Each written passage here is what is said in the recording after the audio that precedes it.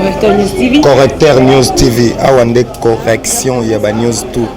Donc, Awande, on assure quoi. Suivez Correcteur News TV.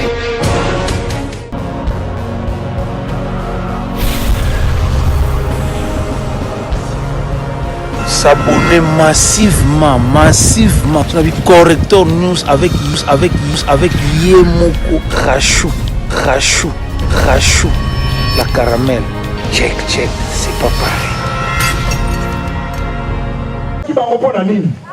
La famille a ba victime wana bazali awa bazali wapi baya awa batoyo bakufela bandeko na bango baya awa baleka nano awa comme ça bazali wapi.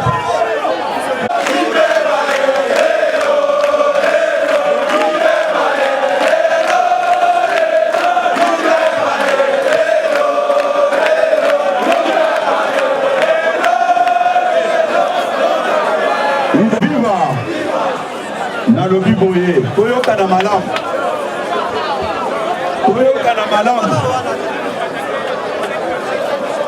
vous pensez que makambo nyonso biso twandire bandeko na biso oyo babomi bafamille na bango na ndako oyo eza échantillon bato baboma bandeko na biso baya lelo kofinga biso bamenase mokonzi ya mboka.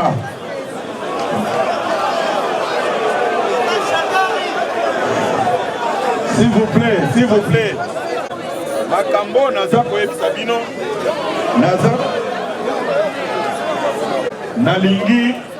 nalingi tosamize place oyo te. Ce qui n'a commis à niveau oyo, c'est pour vous dire que la patience a des limites. La patience a des limites. Est-ce que vous trouvez ça normal? Biso ba victime, nous avons accepté de marcher avec nos frères. Malgré ma camounion, ça m'a fait passer la biso. Est-ce que par mon temps, on va y le 17 mai? Même les militaires mais nous avons accepté de vivre avec eux. Ma famille, puisque vous ne le savez pas, tous les jours, et ceux qui n'attendent pas, et je ne peux pas accepter qu'un groupe d'individus Baya Kozamboko en otage au nom de la coalition.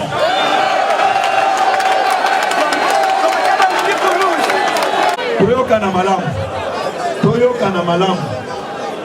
Ils épèsent tozana bilan moko soki to bibisi yango mutuata moko côté le matin.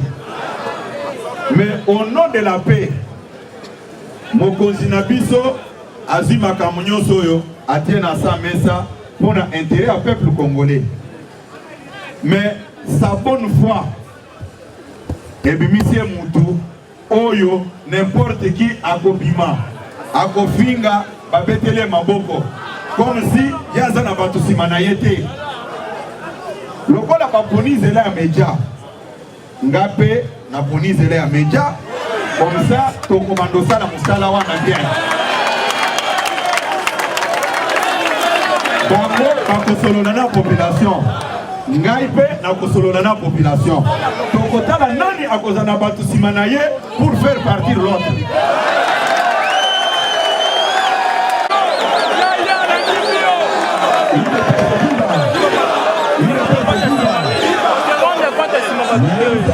Qui témoignage que Kabouya Liembongo jamais n'a trahir mémoire et Étienne Tshisekedi.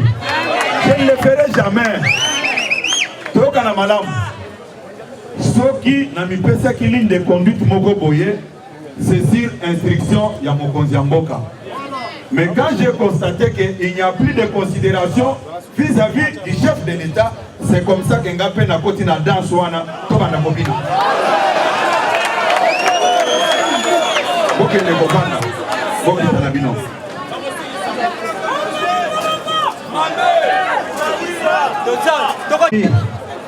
après matinée oyo bakotinda batu bokende koloba alobi comme un simple militant. Oui, nazaki militant, naza na maîtrise ya histoire ya combat oyo. Mais devant cette situation, on doit quand même se dire certaines vérités. Je n'ai jamais vu les blancs sud-africains, quand l'ANC est arrivé au pouvoir, bazonga kabati ya ba bâton dans les roues. Nayebi makambo nazolo ba mutu moko akoyebisa nga likambo awa te. Nasengi meme bato basala direct na makambo naza koloba awa. Buzoba elekaka te. Naza kolela batinda bamelibangi na bango oyo bayaka kotia makelele wana. Baya ngape na komisa bato oyo totala nana kotika na mboko oyo.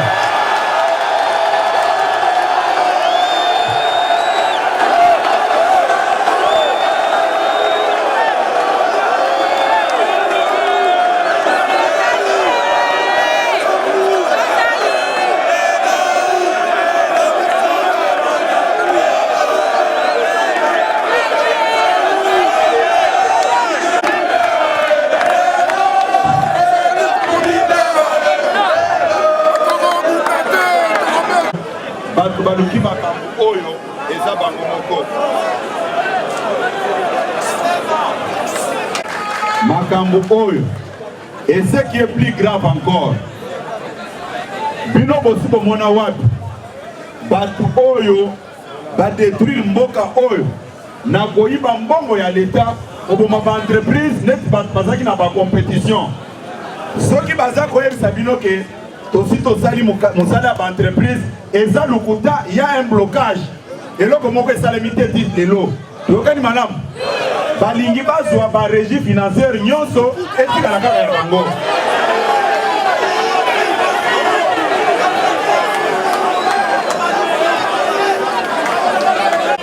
Mokoza benga kanga mwana butete. Hein? Voilà, lelo na ye pa bandeko na ngai. Pona yebisa bango, bango pe ba yebisa nga na kende ko yebisa papa na biso. Eza boete. Yango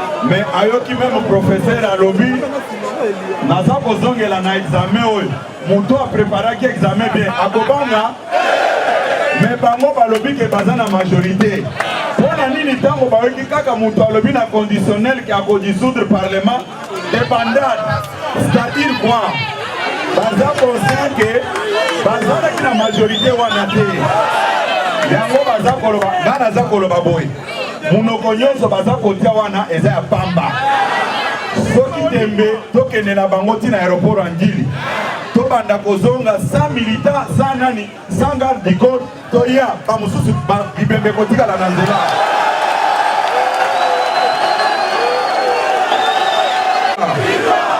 Baye tala naza koloba boye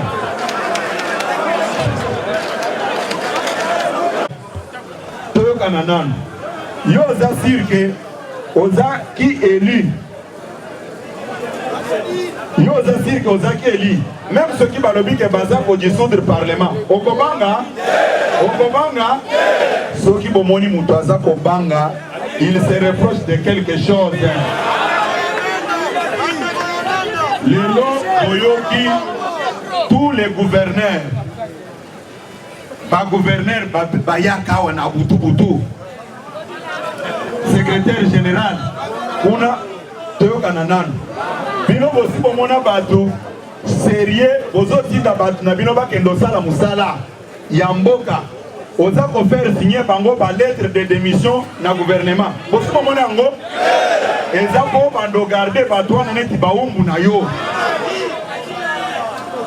makambo mokonzi alobi ke ba ministre baza ko se confier pa na ye akosite même ngai na yebi ba mususu bayaka balobi nous sommes prêts pour aider les chefs de l'État mais dans les contextes où nous retrouvons vraiment c'est difficile comment bato sérieux bazala na motema mabeti na niveau wana il ne peut se vivre na lobi boye soki baza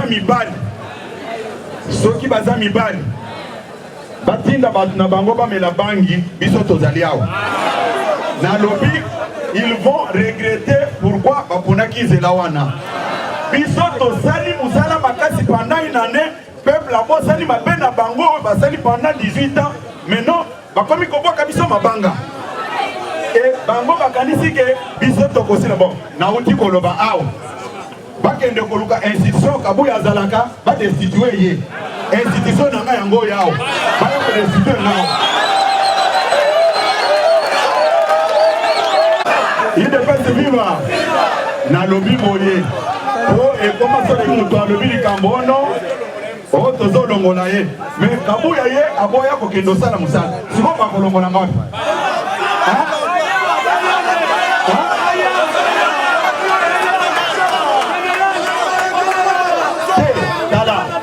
chantage wana na lobi boye ba chantage wana soki mutu alobi boye ono toza ko destituer ye o tozo sala boye bonga pe na lobi basala ngai o basala ba ko destituer ngai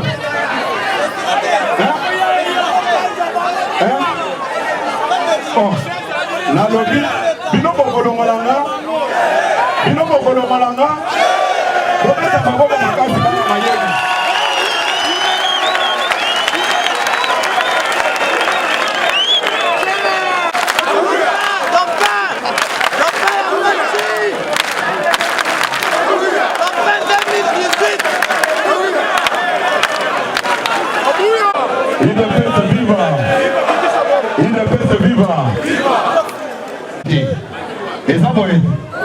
Ezaboye nayebi esika bandeko wana basalaki bakalikili en tout cas bayebi IDPS malamu te bazalaki séduit na ba dispute interne na biso balobaki que le parti est vraiment divisé. Félix Tshisekedi n'a rien. Non, vous vous trompez. Félix Tshisekedi contrôle la situation dans son ensemble. Il suffit seulement qu'à lâcher mot. C'est là où vous allez comprendre que Makamboyo est un Moussoussou. Nalobi Boye, il peut se vivre.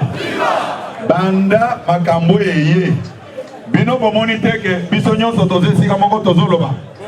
Na bandeko toswana kana bango mingi tozakaka non, on doit régler d'abord cette affaire.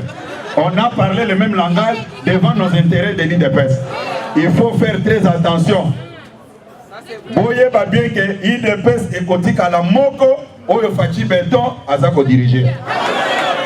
Bakole olar na opamba. Kabuya azawana. Motion moko ko destituer ezali awa. Groupe parlementaire ezali awa. Hein? Solidarité gouvernementale ezali awa. Bon siko bokoti angola. Nga solidarité nanga ezaka na bino pas ya pa. Hein? Monte pelakite. Soki ngai na ye awa pona solola na bino. Boye ndenge boye. Mais ce qui est mon kokolo makambo.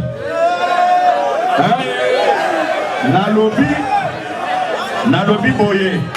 Ce qui kimia eza na mboka oyo. Parce que Félix Tshisekedi abimisima ya misute. Ce qui a lâché kaka liloba lobi trop c'est trop oye koya eya. Mais batu ba kona je ndenge ne kokabunda lobaka. Batu ba kona je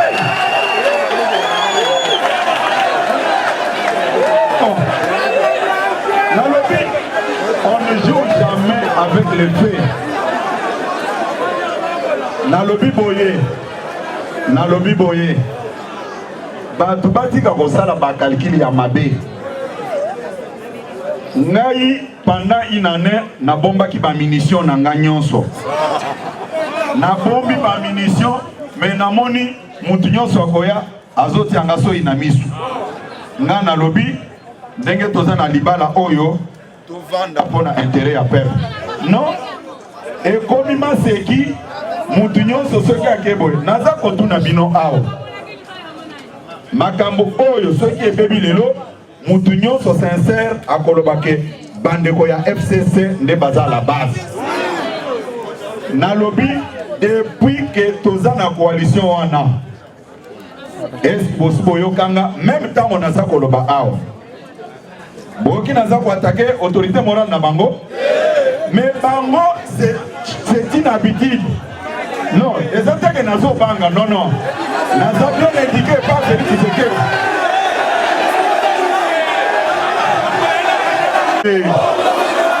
Bolukaka makambo. Bon, awa namoni batu bazo senga parole awa. Toyo. Allô. Bato Manyema bazali awa. Bato Manyema mutambo.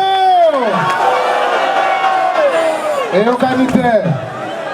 Bato Manyema mutambo.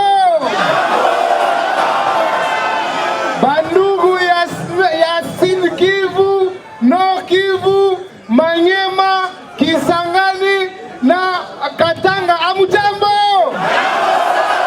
Mutuna.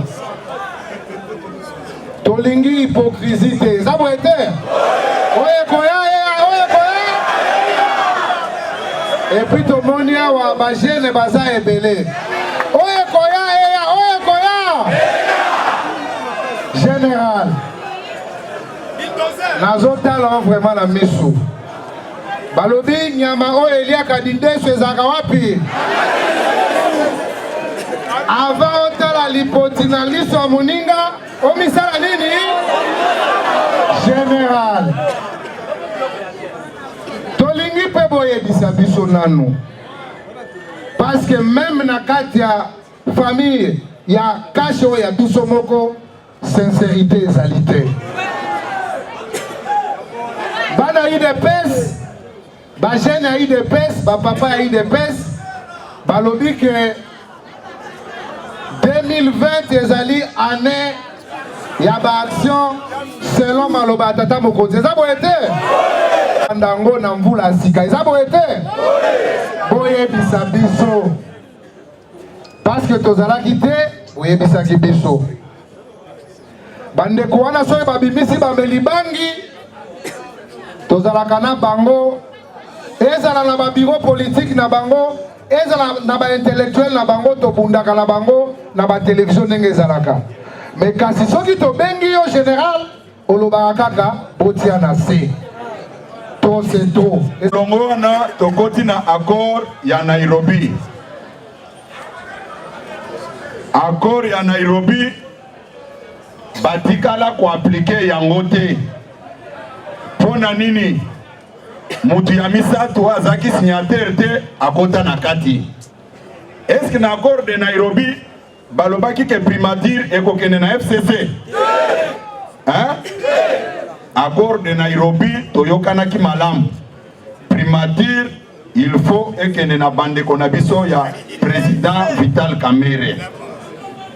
Mais dès lors que donne politique échangeaki nango nakanisi accord wana elobaki boye ministère des finances ekozala na maboko ya bandeko na biso ya INC. Eza boyete ministère ya budget ekozala na IDPS. Eza boyete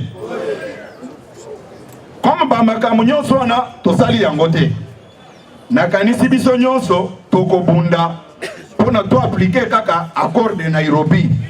Puisque accord wana totikala ko appliquer yango te. Totikala ko appliquer yango te puisque accord wana nazana yango soki bolingi na kwa na ngolobi. Accord wana nulle part elobama kike cabinet ya chef de l'État tokosala yango biso nyonso esika moko. Nde yango naza kosenga bino bozala kimia. Mukolo deba ya akor ya Nairobi ekobima nde tokolobela yango sika moko. Tokende nanu tozali mandat même ya 50. IDPS viva! IDPS viva! Moko namonaka ba débat.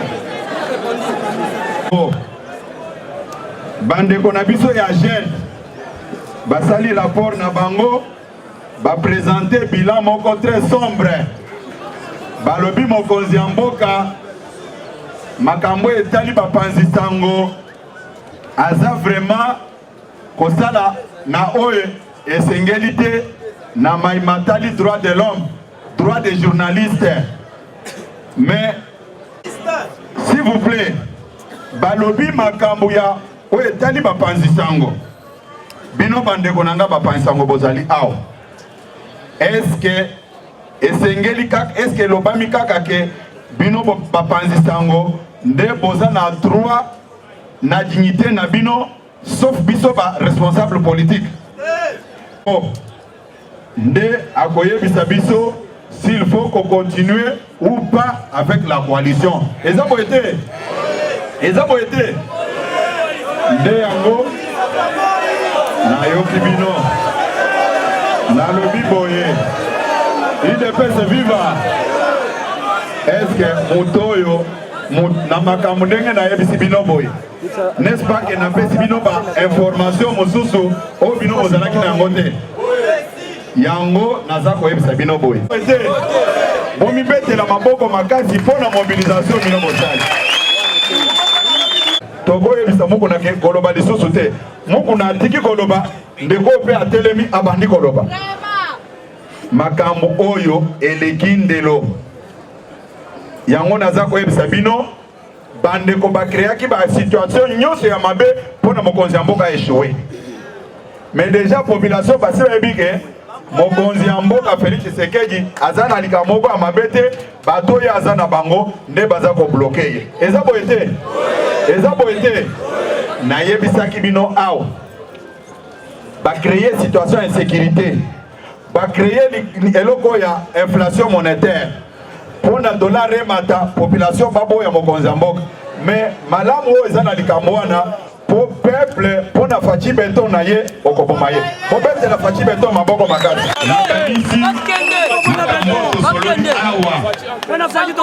Na lobi boye na kozongela bino teke ono ko retirer eloko moko o garder makambo wana bo diffuser ngo ndenge na lobeli yango. Wana mukolo lelo olonza malimbisa bino abatela bino bozongo. Nasina lobi ke Congolais nyonso aza libre ya ko s'exprimer na ndenge na ye. Toyokani malamu.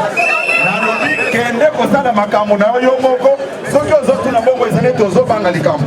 Merci. Président Félix Tshisekedi Tshilombo tango continue à pouvoir, les gens ne s'attendaient pas qu'un jour IDPS ça une année.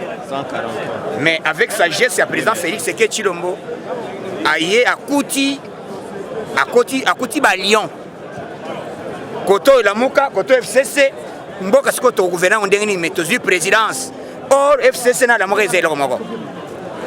Bon na bango ezalaki ndengini il fallait basala biso soit au système banamo musée à l'époque et salama kandengwana banamo musée zo salama ndengini ce qui fait engager guerre na nanu avant mutu asala même étage ato même immeuble abanana na fondation avant mutu asala lit même box à côté sur terrain asala na entraînement à s'entraîner à yebi balinga qui fachi a na précipitation pour que les lots fachi asala ina nete mais fachi bianca abeti bor na ndenga makonya na professionnalisme abeti asali lelo ina nango ekomi lelo fachi akomi mondial fachi azo soutenir même pape fana ya fachi oyo babanda osenga kete fachi ke pape ko basenga dialogue oyo bande ko isatande na kati ya dialogue biso to yebisi bino ke rendez-vous na 2023 et 2023 boko ya bosenga élection to kolinga ke to prolonger masolo puisque il faut bana batanga lokole bana bazo tango fere ba mama pe baboto fere makambo mosusu hôpital partout batongami bidé oyo boni bozosengaka bota organise élection bidé ebele ekei na guerre ya est ezwi ebele bidé ebele ke na est donc bidé mosusu oyo bokolinga toorganize élection na moment oyo faci ya koorganize ke société kitawa bakongole bazwa misala ntango yo koya kosenga élection mpo président mosusu nani aya soda kotonaka ete masa oye kosala nini o élection nani omokamate okoyoka so na ndenge alimwama faci beton azokartone asali mosala inane moko inane oyo toyekanaki teke tokoki kosala yango faci asali 100 jours makambo eyokani puisque tozali indignation na biso ezali na place nini comment faci azalaki akuti baministre nyonso aci bala faci a imposé politique na ye makambo etamboli mais lelo gouvernement ebimi 6 mois yango oyo gouvernement ezoningana te c'est pour cela président lobi te il y a des choses oyo ezali koleka bien te mais soki ministre moko asali ke oyo souwe na ngai ezali kosenga te mpona peuple na ngai soki bapuse ngai mpona dissoudre je dois le faire mais namoni mwasi moko alati jipe ya molai atomboki abandi koloba o ngai Janine Mabund o Musongolo Bakal o mosusu azoloba nani Shadari nayebisi Shadari ke soki aza mobali bakata ye ngenga asala nini aya mbala liboso ayoka idps asala affrontement tobunda pete bo empêcha biso bongo mbala oyo polisa koloba te botika nanu bango basala ta 2 minutes mais tango tokoya po tosala soki oza mobali tinda bapeti wana bamelaka zododo wana oyo bamelaka bajamba balongolaka bamboma te baya bakoyoka son na moment oyo tosala bino biso tozali na opposition tobanga bino te lelo toza na pouvoir tozosenga ke peuple congolais bolanda idéologie ya présidence de la République bolanda idéologie ya président ezali que le peuple d'abord yango souci ya président eza nini peuple a sentir ke azali na mboka na ye makambo ezali koleka bien c'est pourquoi tosengi na bakongolais nyonso muluba mukongo na boyokaki déjà identité ya moko songolo oyo azali koloba aza congolais il se disait que aza congolais aza na double nationalité moko ezali ya Sénégal mosusu ezali ya Cameroun entre autres komo nene ezali nani Madidi Correcteur News TV awa nde correction ya ba news tout donc awa nde on assure quoi suivez Correcteur News TV.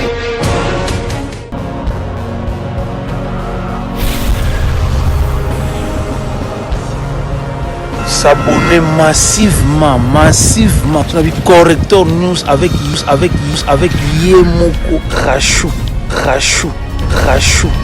La caramel. Check, c'est pas pareil.